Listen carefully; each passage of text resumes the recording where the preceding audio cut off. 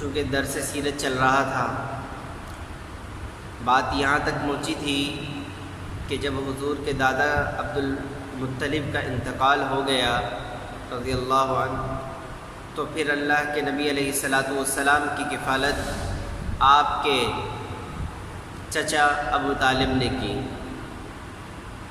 پھر آپ ابو طالب کی کفالت میں رہے اور ان کی پرورش میں رہے، اور ابو طالب بھی بہت خیال کرتے تھے حضور کا۔ بہرحال آپ ابو طالب یعنی اپنے چچا کی کفالت میں رہتے رہے۔ ایک مرتبہ شام کے سفر پر جانے کا موقع آیا، تجارت کی غرض سے۔ تو حضور کے چچا نے چاہا یعنی ابو طالب نے چاہا کہ حضور کو اپنے ساتھ لے چلیں، تو آپ نے حضور علیہ السلام کو اپنے ساتھ لے کر جانے کا ارادہ کیا، اور آپ جب شام کے سفر میں جا رہے تھے تو راستے میں یہودیوں کے ایک بہت بڑے عالم جن کا نام بحیرہ راہب تھا، ان سے ملاقات ہوئی۔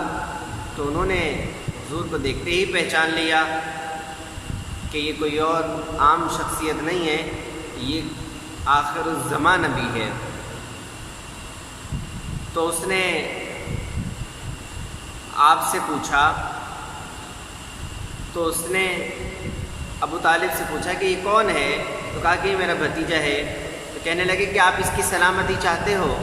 اگر آپ اس کی سلامتی چاہتے ہو تو اسے یہیں سے واپس لے جاؤ، شام نہ لے کے جاؤ، کیونکہ وہاں یہودی لوگ ہیں اور وہ اس کو قتل کر ڈالیں گے، کیونکہ یہ آخر الزمان نبی ہے، اس کو آگے چل کے نبوت ملنے والی ہے، اور یہ تمام شریعتوں کو منسوخ کرنے والا ہے۔ اس پر جو یہ تمام شریعتوں کو منسوخ کرنے والا ہے، اور جتنے بھی مذہب ہیں ان کی جو نا یہ نفی کرنے والا ہے، لہٰذا اگر آپ اس کو شام لے گئے تو یہودی اس کو قتل کر دیں گے، لہٰذا آپ اس کو بہتر یہ ہے کہ آپ اس کو یہیں سے واپس لے جائیں۔ تو ابو طالب کو یہ بات کھٹک گئی، تو آپ واپسی اللہ کے نبی کو اپنے ساتھ لے کر چل دیے مکہ کی طرف، اور آپ کو واپسی لے گئے۔ آپ نے حضور کو واپسی کر دیا۔ پھر یہ پہلا واقعہ تھا چونکہ شام کے سفر کا۔ پھر ایک دوسرا واقعہ بھی پیش آیا، وہ اس طرح کہ آپ اسی طرح پرورش میں رہتے رہے۔ پھر حضرت خدیجہ الکبریٰ رضی اللہ تعالی عنہا کو معلوم ہوا ایک شخص ہے قریشی، اس کا نام محمد ہے صلی اللہ علیہ وسلم، اور وہ بڑا صادق الامین ہے۔ چونکہ اللہ کے نبی کو بھی نبوت ملی نہیں تھی، اور علی الاعلان کسی کو اللہ کے نبی کی نبوت کا پتہ نہ تھا، تو اس لیے آپ صادق الامین کے نام سے مشہور تھے، اور آپ سچے اور انتہائی سچے تھے، اور آپ صادق تھے، سچے تھے، امین تھے، اور آپ کے پاس لوگ اپنی امانتیں بھی رکھواتے تھے۔ تو یہ بات چونکہ مشہور تھی تو حضرت خدیجہ رضی اللہ تعالیٰ عنہ سے چھپی ہوئی بھی نہ تھی، لہٰذا آپ نے اپنے غلام کو بھیجا کہ آپ ان سے یہ رکھ کر آئیں، ان کے سامنے یہ معاہدہ کر کے آئیں، یا ان کے سامنے یہ سودا رکھ کر آئیں کہ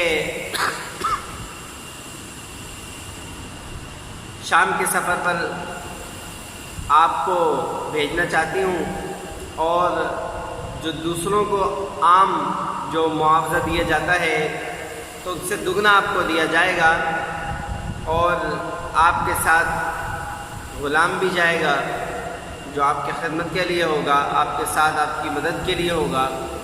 تو سارا یہ سودا طے ہوا، اور شام کے لیے سفر تجارت تھا، ٹھیک ہے۔ تو پھر اللہ کے نبی نے اسے قبول فرما لیا۔ اللہ کے نبی چونکہ بلند باہمت تھے تو اللہ کے نبی نے قبول فرما لیا۔ آپ کے ساتھ ایک غلام دیا گیا جس کا نام میسرہ تھا، آپ اس کو اپنے ساتھ لے کر چل دیے شام کے سفر پر، اور تجارتی سامان بھی ساتھ تھا۔ اس سامان کو لے کر گئے ملک شام، وہاں پر آپ نے تجارت کی اور وہ سامان فروخت کیا، اور آپ نے اس کو اس طرح فروخت کیا کہ وہ سامان دگنے داموں بک گیا۔ آپ نے اپنی عقل مندی اور اپنی اخلاق، اپنی امانت اپنے جو ہے نا امین ہونے کے ناطے، اپنے صادق ہونے کے ناطے وہ بہترین طریقے سے تجارت کی۔ جب آپ نے وہ سارا سامان فروخت کر دیا اور اچھا نفع ہوا تو آپ نے دوسرا سامان تجارت ملک شام سے خریدا، اور واپسی غلام کے ساتھ اور سامان تجارت کے ساتھ آ رہے تھے کہ راستے میں ایک شخص جو یہودی تھا، نستور راہب، تو وہ ملا۔ اس نے کہا کہ یہ شخص کون ہے؟ وہ شخص بھی دیکھتے ہی پہچان گیا کہ آخر الزمان نبی ہے۔ تو اس غلام سے پوچھا جو جانتا تھا اس غلام کو کہ میسرہ یہ کون ہے؟ تو کہا کہ یہ مکہ کا مقیم ہے اور قریش قبیلے سے ہے اور بہت ہی سچا شریف نوجوان ہے۔ تو کہا اس میسرہ کو اس نے کہا کہ یہ آگے چل کے نبی بنے گا۔ بہرحال اس طرح واپسی ہوئی اور حضرت خدیجہ الکبریٰ رضی اللہ تعالیٰ عنہ کو سامان سفر واپسی دیا اور تجارتی سامان واپسی لا کے دیا، تو دیکھا کہ بہت نفع ہوا ہے اور دگنا سامان آیا ہے۔ جب وہ یہاں پر فروخت کیا تو دگنے داموں بکا، تو آپ کو آپ کی اجرت دی جو کہ ڈبل طے ہوئی تھی، تو آپ کو اس سے بھی زیادہ دینا چاہا، اللہ کے نبی نے منع فرما دیا۔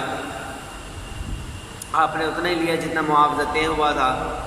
تو یہ جو سفر تجارت تھا شام کی طرف، اس سے بڑی متاثر ہوئی حضرت خدیجہ الکبریٰ رضی اللہ تعالیٰ عنہ، اور پھر اس سفر کے جو حالات غلام سے پوچھے، اس نے سارے حالات بتائے، تو اس سے اور زیادہ انس پیدا ہو گیا۔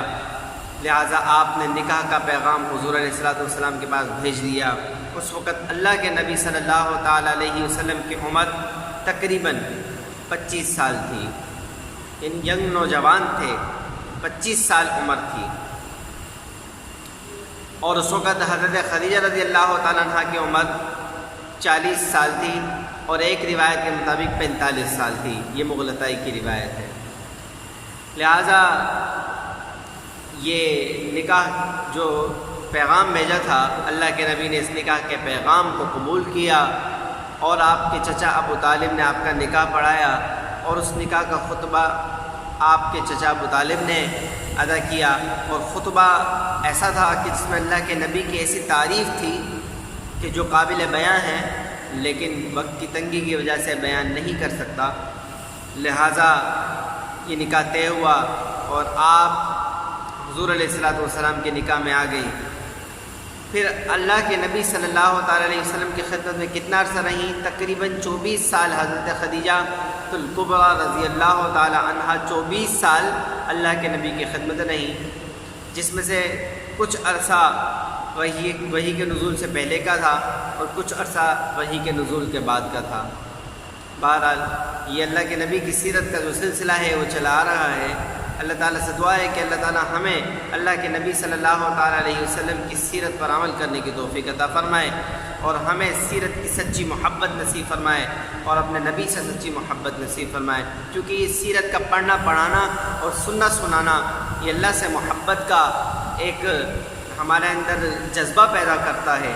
تو ہمیں چاہیے کہ ہم سیرت پڑھیں، سنیں اور پڑھائیں اور لوگوں کو سنائیں، جس سے ہمارے اندر اللہ کے نبی کی سیرت کا شوق اور جذبہ پیدا ہو، جس پر ہمارے اندر عمل کا شوق اور جذبہ پیدا ہو۔ وآخر دعوانا الحمدللہ رب العالمین۔